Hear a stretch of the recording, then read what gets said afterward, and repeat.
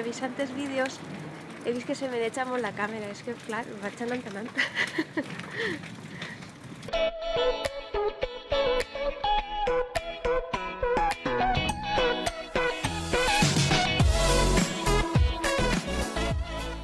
Volia centrar-me en el tema dins de l'estrès, el tema dels estressors, què mos estressa, no? Cadascú mos estressa una cosa.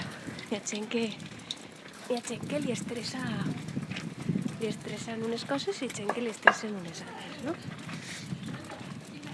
Estrès és tot allò que mos estira, que mos resulta retador, que no només el que no mos agrada, sinó també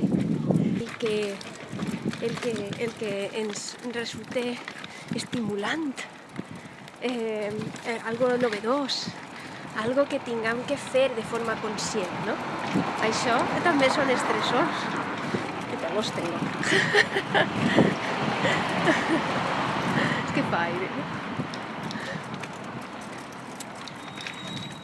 Per tant, quan una persona diu és que tinc estrès, ja se refereix a quan ja està agobiat, no? Per tanta cosa. Què se pot recomanar des de la psicologia? Que s'organitzi darrere del 1 o el 2 i que se centre en una cosa a la vegada, o dos. Però hi ha un llibre per estudiar l'estrès. Sí, un llibre per estudiar l'estrès que se diu ¿Por qué las cebras no tienen úlcera? Espera, que se frena el carro.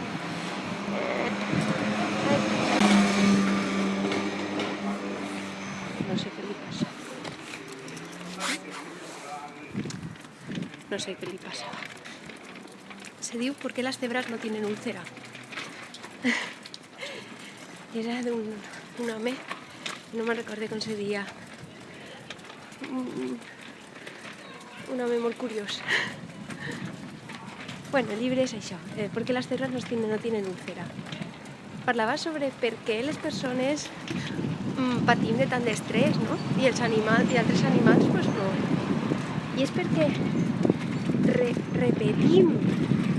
repetim l'event o els events que ens molesten, perquè repetim el que ens molesta, el que ens preocupa, el que ens ha resultat això estimulant.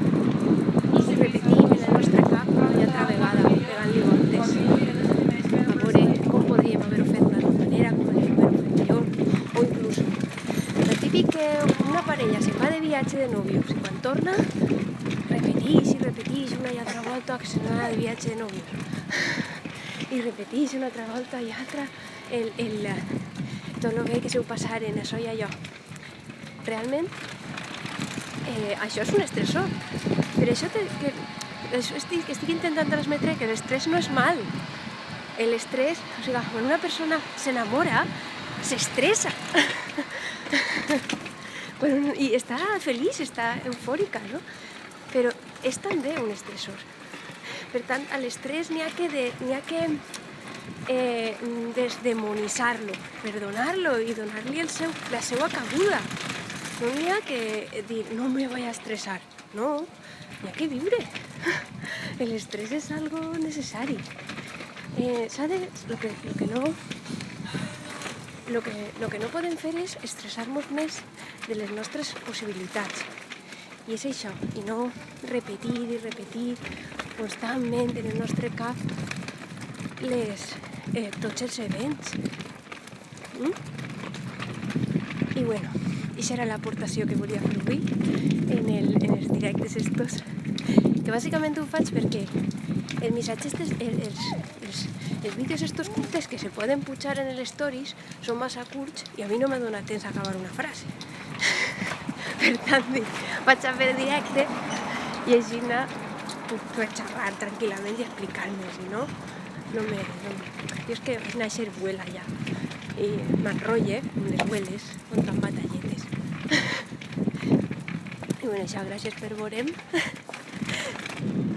Això d'allà és l'ambulatori, al fons, I això de davant és la Pantera Rosa, el parc de la Pantera Rosa, que resulta que se diu Parc del Bicentenari de la Taronja, però jo l'he conegut tota la vida com el Parc de la Pantera Rosa. Abans tenia un altre disseny, que era tot de pilars, així, com aquell, com este, lluna, com estos.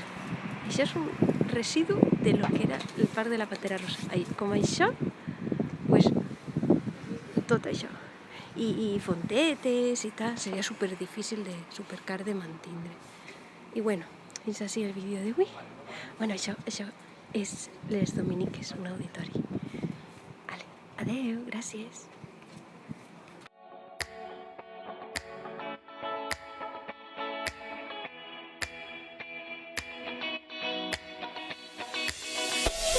Boop.